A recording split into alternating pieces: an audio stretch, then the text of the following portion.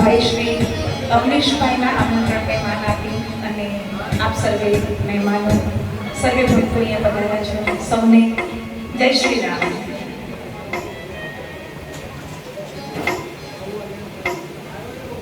સૌ પ્રથમ આપણે જોઈએ કે કૃષ્ણ ભગવાને યુધિષ્ઠિરને જ્યારે કુરુક્ષેત્રનું યુદ્ધ પૂરું થાય ત્યારે યુધિષ્ઠિર પ્રશ્ન પૂછે છે કે હે પ્રભુ, કળિયુગ જ્યારે આવશે એની અમને ખબર કેવી રીતે પડશે? ત્યારે ભગવાન કહે છે, સુંદર મજાનો ભગવાન જવાબ આપે છે.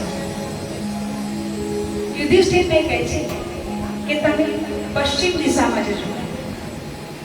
ભીમને કહે છે કે તમે પૂર્વ દિશામાં જજો. અર્જુનને કહે છે કે તમે દક્ષિણ દિશામાં જજો અને દ્રૌપદીને કહે છે કે તમે ઉત્તર દિશામાં જજો. અને આ ચારે દિશામાં તમને કંઈક અજુગતું જોવા મળે ને એ તમે નોંધ કરજો અને પછી મારી પાસે આવજો, ત્યારે હું તમને જવાબ આપીશ. યુધિષ્ઠિર જાય છે પશ્ચિમ દિશામાં.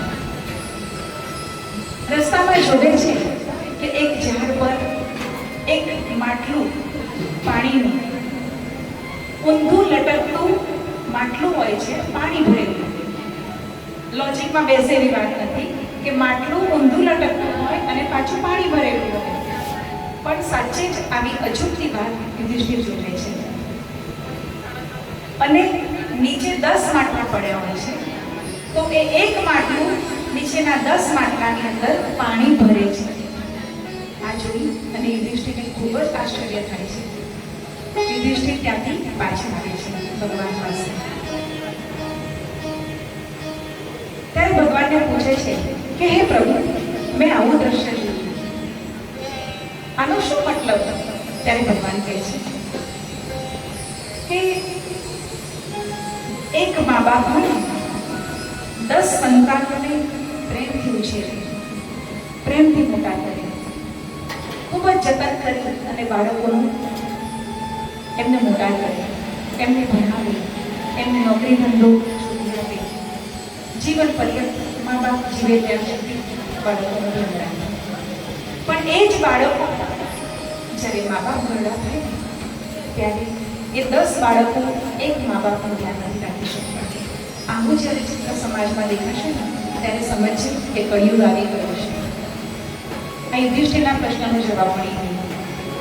ત્યાર પછી ભીમ જાય છે પૂર્વ દિશા તરફ અને ભીમ જુએ છે એક તળાવ હતું અને બાજુમાં બીજું તળાવ હતું. તો એક તળાવ બીજા તળાવને પાણી આપે છે. બાજુનું તળાવ સાવ ખાલી હતું અને આ બાજુનું તળાવ ભરેલું. તો જે ભરેલું તળાવ છે તે ખાલી તળાવને પાણી આપે છે. એટલે ભીમને આ જોઈને ખૂબ જ આશ્ચર્ય થયું કે આ તળાવ જે નિર્જીવ વસ્તુ છે, આમ તો પાણી ચેતન છે, પણ એની અંદર માણસની જે મન બુદ્ધિ અહંકાર નથી, તો તે બીજા તળાવને પાણી આપે છે. આ ખૂબ જ આશ્ચર્યની વાત છે. એટલે ભીમ કૃષ્ણ ભગવાન પાસે આવે છે અને પૂછે છે કે હે પ્રભુ, મેં આવું દ્રશ્ય જોયું.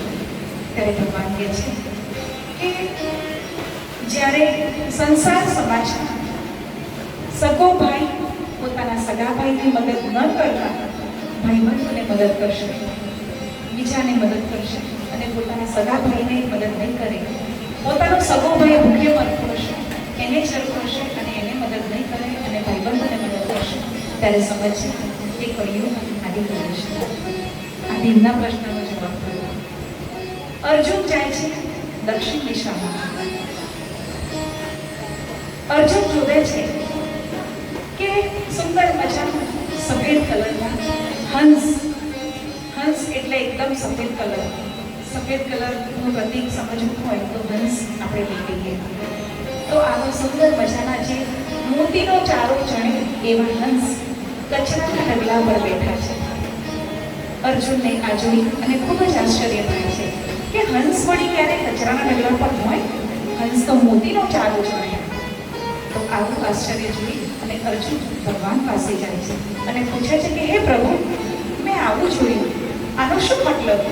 ત્યારે ભગવાન કહે છે કે જ્યારે કળિયુગ આવશે ને ત્યારે બાળકો, યુવાનો અને મોટાઓ બધા જ સારી વસ્તુ ન ખાતા, જે હેલ્થ માટે સારી નથી, જેને આપણે જંક ફૂડ કહીએ છીએ, જેને આપણે મેંગો કહીએ છીએ, જે આપણે સેન્ડવિચ કહીએ છીએ, આ બધું જંક ફૂડ થશે. અને સારી વસ્તુ જે આપણે ખાતા હતા, આપણા વડવાઓ ખાતા હતા, ગોળની ઘીની બનેલી સુખડી, એ વસ્તુ કોઈ ખાશે નહીં. તો જ્યારે આવું દેખાશે સમાજમાં ત્યારે સમજવું કે કળિયુગ આવી ગયો છે. અર્જુનના પ્રશ્નનો આ જવાબ મળી ગયો. ત્યારબાદ દ્રૌપદી જાય છે ઉત્તર દિશામાં, અને ઉત્તર દિશા એટલે આપણને સૌને ખબર છે કે પર્વતીય વિસ્તાર હોય. તો દ્રૌપદી જોવે છે કે એક પર્વત ઉપરથી ખૂબ જ ઊંચાઈથી એક શિલા નીચે પડતી રગડતી આવે છે. તો દ્રૌપદીએ જોયું કે આ શિલા ઘણા બધાનો વિધ્વંસ કરતી આવશે, ઘણા પથ્થરોને તોડતી આવશે અને એ પોતે પણ ચકનાચૂર થઈ જશે. પણ થયું એવું નહીં. શું થયું કે એ શિલા જ્યારે આવતી હતી ત્યારે એક ડાળ, લીમડાની ડાળ એના રસ્તામાં મળે છે, અને એ ડાળના ટેકે એ શિલા ઊભી રહી જાય છે. તો આ વસ્તુ જોઈ અને દ્રૌપદીને ખૂબ જ આશ્ચર્ય થયું અને ભગવાન પાસે જાય છે. ભગવાનને કહે છે કે હે પ્રભુ, આવું તે કંઈ હોતું હશે કે પથ્થર એક લીમડાની ડાળ ઉપર અટકી ગયો? ત્યારે ભગવાન કહે છે કે જ્યારે કળિયુગ આવશે ત્યારે ચારેય દિશામાં પાપ, અનાચાર આ બધું વધી જશે.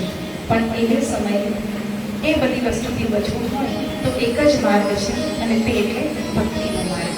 ભક્તિરૂપી ડાળ જો આપણે પકડી હશે ને તો આપણે ચોક્કસ આપણી આ કળિયુગના પ્રવાહ, એના પ્રભાવથી આપણે બચી શકીશું. તો આ કળિયુગની નિશાની છે કે આજે આપણે બધા આ કળિયુગના સમયમાં છીએ, પણ તેમ છતાં કળિયુગની અંદર સુંદરકાંડ એ કસ્તુરી સમાન છે.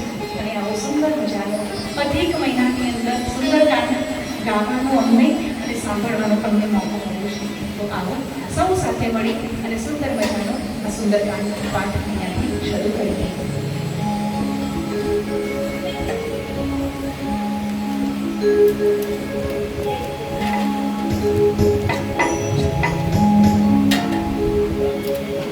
बोलिए श्यावर रामचंद्र भगवान की जय, पवन पुत्र हनुमान की जय. મને ઓડિયન્સમાંથી પણ અવાજ આવવો જોઈએ જય જયકારનો. તો દાદા હનુમાનજી ખૂબ જ રાજી થશે. અને સ્વયં એવું કહેવાય છે કે જ્યાં દાદાની કથા ચાલતી હોય કે દાદાનું સુંદરકાંડનો પાઠ થતો હોય કે રામચંદ્ર ભગવાનની કથા ચાલતી હોય ત્યારે પ્રભુ સ્વયં હાજર હોય છે.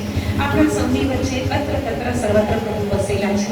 તો કદાચ આપણી બાજુમાં પણ ભગવાન છે જ, અત્ર તત્ર સર્વત્ર છે. તો સૌ સાથે જય જયકાર કરીશું.